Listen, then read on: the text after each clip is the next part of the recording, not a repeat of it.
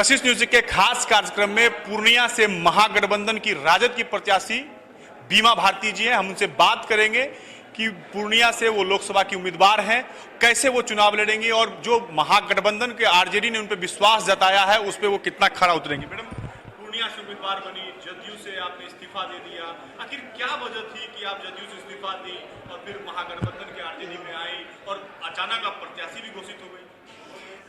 अचानक कोई चुनाव हम लड़े नहीं हैं और विधानसभा से आप जान ही रहे कि निर्दलीय से 2000 ईस्वी से लगातार हम विधायक बनते आ रहे हैं, 5वां टर्म है। और जिस तरह से मेरे साथ जो प्रताड़ित किया, एक अति पिछड़ा महिला होने के नाते सरकार में रह करके मीडिया के चैनल से सभी को हम बताने का काम किए हैं, जो कि हमारे पति, हमारे बच्चे, हमारे कार्यकर्ता सभी को जेल भेजाने का काम किया बिना वजह, जबकि कोई आरोप नहीं था, कुछ नहीं था। हम लोग सभी लोग सरकार में शामिल होने के लिए जा रहे थे। जब बहुमत सिद्ध हो रहा था तो वह सरकार नई गठन हो रहा था तो उसमें शामिल होने के लिए हम लोग जा रहे थे। और इस तरह का प्रताड़ित करना, बेवजह पकड़ के रखना, थाना में बच्चा को टॉर्चर करना, उसको रात में 9 बजे रात में कोर्ट खोल करके जेल भेजवाना, ऐसा तो नहीं था कि हमारा बेटा पढ़े जो है कि विद्यार्थी है, पढ़ने लिखने वाला बच्चा है। 9 गो में 4 गो बच्चा ही है जिसका कि आर्म सेट लगा करके उसको भेजने का काम किया, उसका करियर के साथ खिलवाड़ करने का काम किया। और सभी नेता जो हमारे थे सभी को हमने आग्रह किया, रोए, गिड़गिड़ाए, लेकिन एक माँ का दर्द कोई भी नहीं समझने का काम किया।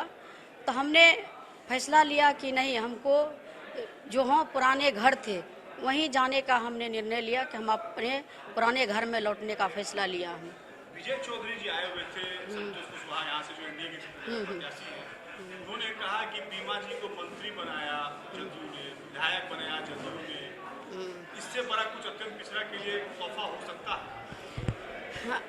जिस तरह से हमारे आदरणीय हैं और बिहार सरकार में मंत्री हैं और उनको सम्मान करते हैं, जिस तरह से उन्होंने मेरे बारे में बताया कि कुछ जदयू का प्रवक्ता भी बोले हैं कि उनको विधायक बनाए, मंत्री बनाए, तो इस तरह का जो बयान वो दे रहे हैं तो उसको पता होना चाहिए कि हम निर्दलीय से जीत के गए थे और निर्दलीय से हमको जिता करके रुपौली के जनता ने भेजने का काम किया है विधानसभा। वो कह रहे हैं कि हम विधानसभा के मुंह दिखाने का काम किया है। तो उनसे हम यही पूछना चाहते हैं कि क्या रुपौली के जनता ने हमको भेजने का काम किया विधानसभा की? उसका प्रवक्ता जो मंत्री है जिस तरह से बोल रहे हैं, यह शोभा नहीं देता है।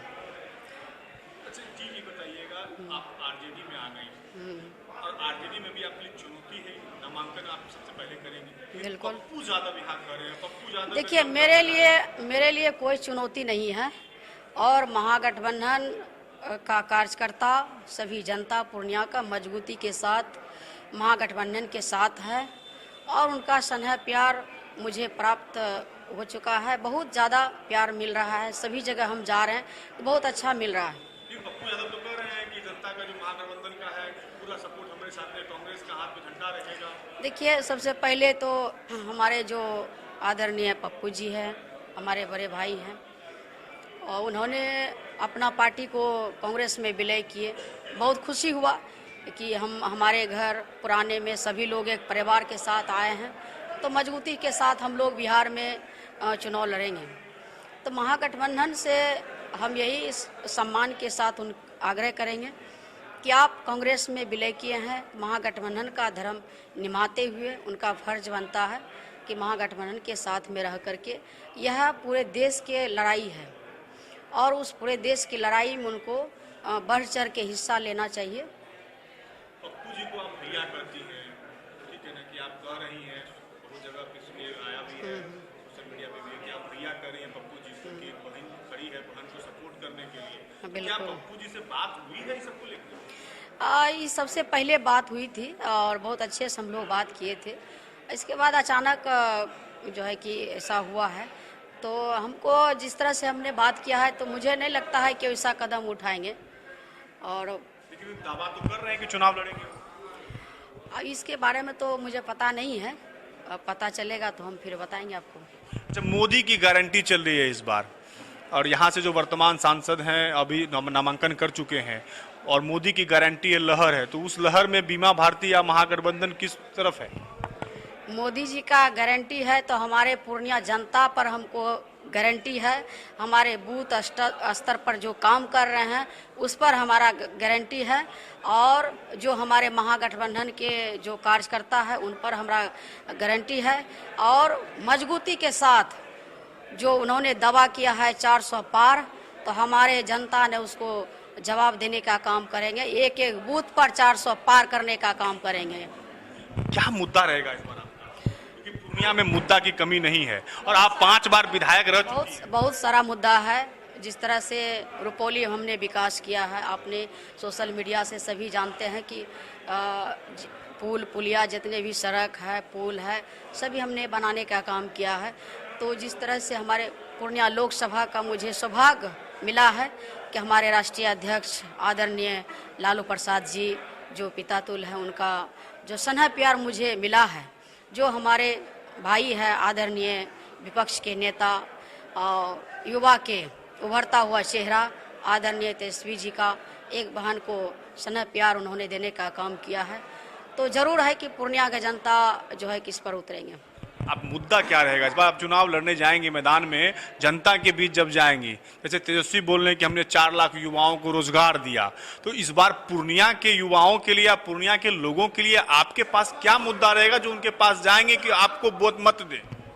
देखिए, जिस तरह से सरकार में हमारे जो आदरणीय तेजस्वी जी, हमारे जो गठबंधन के साथी लोग सभी सरकार मिलके चला रहे थे 17 महीना में, जो 17 साल में जो सरकार जो पूरे बिहार में नहीं कर पाए, वह 17 महीना में करके दिखाने का काम किया है। हर युवा को जो है कि नौकरी देने का काम किया। 4.5 लाख 5 लाख युवा को नौकरी दिया है, जो उनका सपना था। जब बिहार में चुनाव प्रचार में जब वो घूमते थे तो उन्होंने वादा किया था जनता के बीच कि मेरी सरकार बनेगी तो युवा को नौकरी देने का काम करेंगे। तो उन्होंने जितना दिन ही समय मिला, 17 महीना में ही मिला समय, 17 महीना में उन्होंने युवा को नौकरी देने का काम किया। तो सभी लोग जो है कि एक युवा उभरता हुआ चेहरा को देखना चाहता है कि जो युवा को रोजगार दे, बेरोजगारी को रोजगार दे, यह खोजते हैं।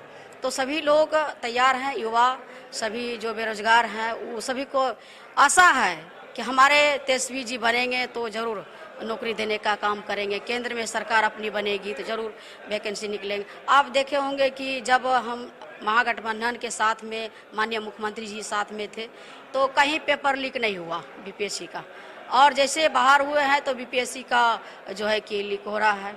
आप सभी लोग जानते हैं यूपी में क्या हुआ। सभी हमारे विद्यार्थी जितने भी हैं सब बड़ी परेशान हो चुका है। सवाल एक है मैडम, बड़ा सीधा सवाल है कि इस बार महिला प्रत्याशी के तौर पे आप हैं।